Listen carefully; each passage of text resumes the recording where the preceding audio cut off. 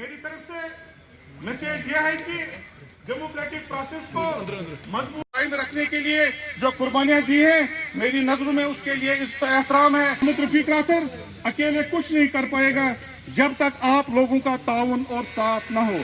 जितनी भी इकाई उनको मैं यकीन दिलाना चाहूंगा, एम्प्लॉय जॉइंट एक्शन के रफीक साहब आगे बढ़ो, हम तुम्हारे साथ हैं। आवाज दो, हम एक हैं। मैं आपको यकीन से मुतमिन हूँ और जिस तरह का वलवला एम्प्लॉय जॉइंट एक्शन कमेटी की इकाइयों ने दिखाया है इस डेमोक्रेटिक प्रोसेस को मजबूत करने में, मैं उसको उसी अंदाज से लेता हूँ कि डेमोक्रेटिक प्रोसेस को मजबूत उन्होंने किया है।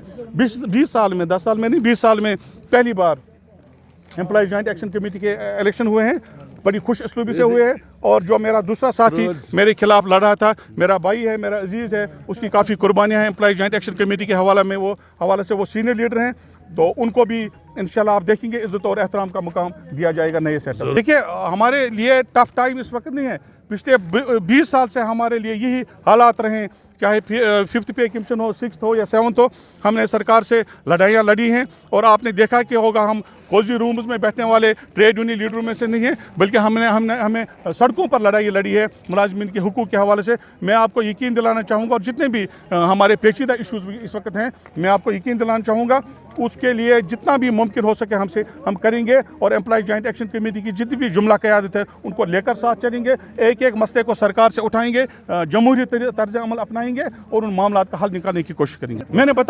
मैंने कहा कि ये एक इंसानी मसला है, it's a human issue and it has been there for last 20 years, it is not something new. लेकिन उनको याद रखना चाहिए कि जो क़यादत अब सामने होगी, हम तमाम मामलात और मसाइल जितने भी हैं मुलाजमीन के, जिस भी महकमे के हैं, उनको पीछे रखेंगे। सबसे पहले अवलीन फुर्सत में हम देखेंगे कि उन वो मुलाजमीन जो हैं उनको राहत कैसे मिले। मैंने कहा कि ये ह्यूमन इशू है, इसके साथ कोई भी कंप्रोमाइज़ नहीं होगा और हम किसी भी हद तक जाएंगे उनका मामला हल करने के लिए। जितने भी लोग हैं वो सारे के सारे इस बात पर मुत्फिक हैं कि हम जो एडहाक और डेलीवेजर्स हैं, जो आर्जी मुलाजमीन हैं, उनका मसला प्रायोरिटी पर है और इस पर हमें और तमाम तंजीमों में इस पर इत्तेफाक है, उसी को हम उठाएंगे। लीडर नहीं हूँ, मैंने पहले ही कहा कि मैं सेवाकार हूँ।